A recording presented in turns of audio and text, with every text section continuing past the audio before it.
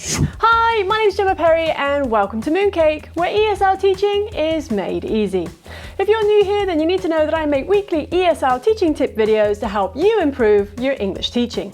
So if you are teaching ESL abroad, make sure you subscribe below and hit that notification bell for weekly ESL teaching tips. Also, real quick, if you are new here, say hi in the comments below and let me know where in the world you are teaching. Fun games to get your kids reading can be hard to come by. But there's one game that never fails, and that game is Hangman. But fun games need to be so much more than just fun. They also need to have purpose. So today we're going to look at how to play Hangman in the classroom, and stay tuned right to the end where I'll explain how to make sure you're working on the right reading skills. So without further ado, let's get started.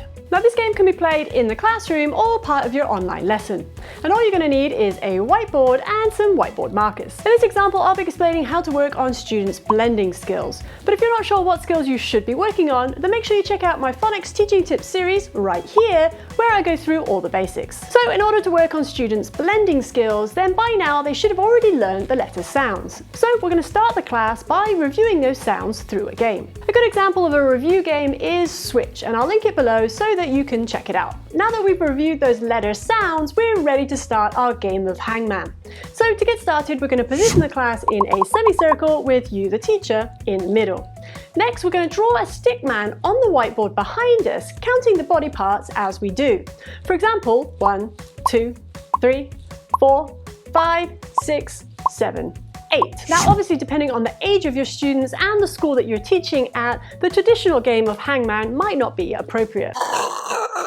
So instead of leading to a man hanging, we're going to disappear our stick man by removing a body part every time students guess the wrong letter. Next, you're going to draw one line for every letter in the word that you'd like students to guess. Now make sure that when you're choosing your words, you choose a word that's appropriate for the level of your students. Now what I mean by this is if your students are only reading CVC words and you give them a 4-letter word to blend, this is just going to be too much and they're not going to understand.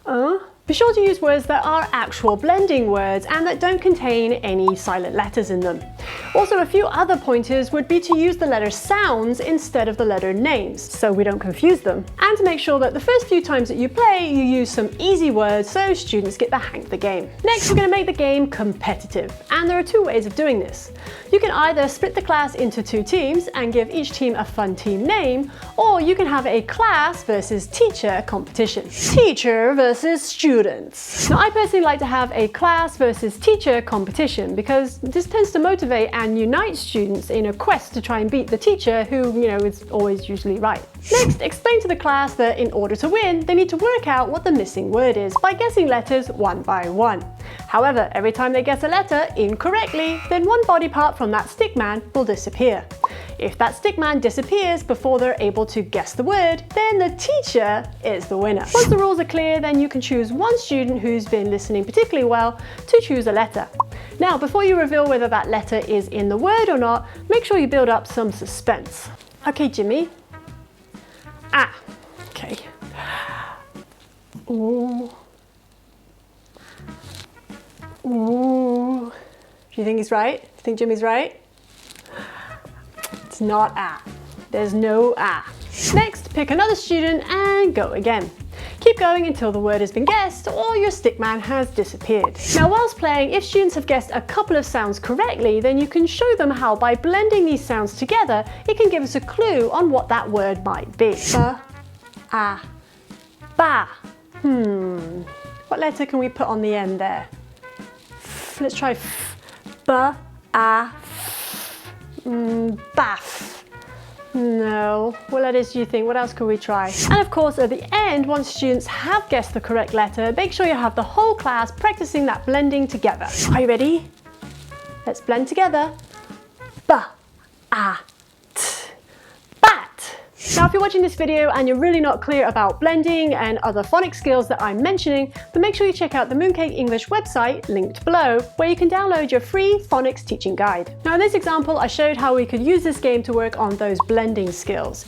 But if you wanted to work on spelling or sight words, then you could use the letter names instead of the letter sounds to help students practice. This also works especially well for sight word recognition and to help students remember those pesky sight word spellings. Of course, if your students are a higher level, then they can work on both spelling and blending together.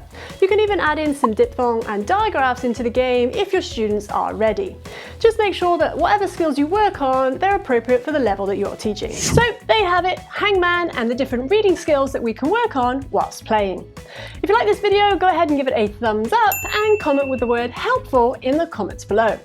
If you're looking for more information on phonics and how to teach it, then make sure you check out the Mooncake English website page where I go through things in more detail. That's it for this video. Thanks so much for watching. You can find me on Facebook, Instagram and Twitter, or if you're interested in a Mooncake sweatshirt or mug, you can find them linked below. And of course, remember to subscribe and hit that notification bell for more weekly ESL teaching tips from Mooncake.